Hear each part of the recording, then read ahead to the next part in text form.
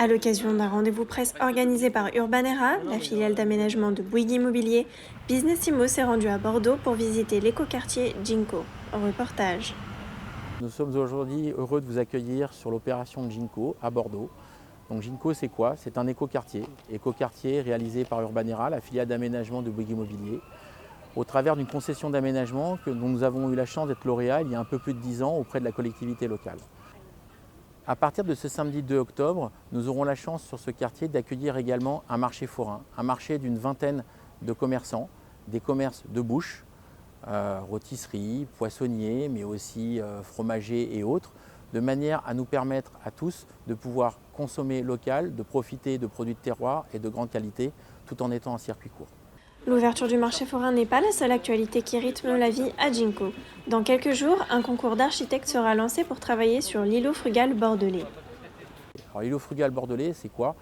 C'est un projet ambitieux visant à concilier des bâtiments vertueux sur le plan écologique, sur l'utilisation de matériaux biosourcés à faible émission carbonée, mais aussi répondant à un certain nombre de critères en termes d'attente et d'usage pour les habitants. 10 000 habitants vivent ici, 10 000 habitants qui ont forcément des raisons, des idées, des envies sur ce qui manque dans ce quartier et que nous pourrions retrouver dans ce projet. Avec la ville, nous sommes heureux, au travers de ce concours, de pouvoir trouver des solutions. Inauguré en septembre 2013, Ginko est situé à moins de 30 minutes de la gare de Bordeaux-Saint-Jean et profite de la labellisation d'écoquartier. Un peu plus de 30% des 30 hectares de cette opération sont des espaces plantés, des espaces boisés. La nature y est présente pas uniquement par le végétal, mais également par la présence de l'eau, puisque un certain nombre de canaux y ont été créés pour amener à la fois de l'agrément, mais aussi rafraîchir les températures lorsqu'en plein été, les températures deviennent relativement insoutenables. Et bien ici, finalement, c'est agréable et il fait bon y vivre. Un écoquartier, ce n'est pas uniquement un quartier environnementalement intéressant, c'est un quartier dans lequel on a une véritable mixité de fonctions, d'usages.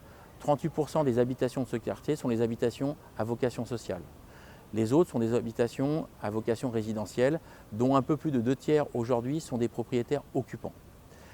À côté de ça, il y a un certain nombre d'équipements, 2 écoles, un collège, 2 gymnases, mais aussi un centre marchand. Un peu plus d'une centaine de boutiques sont présentes sur le quartier. À côté de ça, des déambulations piétonnes sont faciles partout, pour les enfants, mais aussi pour nos aînés. Nos aînés d'ailleurs qui sont accueillis dans une résidence personnes âgées qu'on retrouve au cœur de l'opération. Voilà, Ginko, finalement, c'est un résumé de ce qu'on doit pouvoir trouver en ville, de ce que l'on veut. 10 000 habitants que j'espère heureux, 10 000 Bordelais qui peuvent pratiquer un écoquartier tel qu'on le souhaite.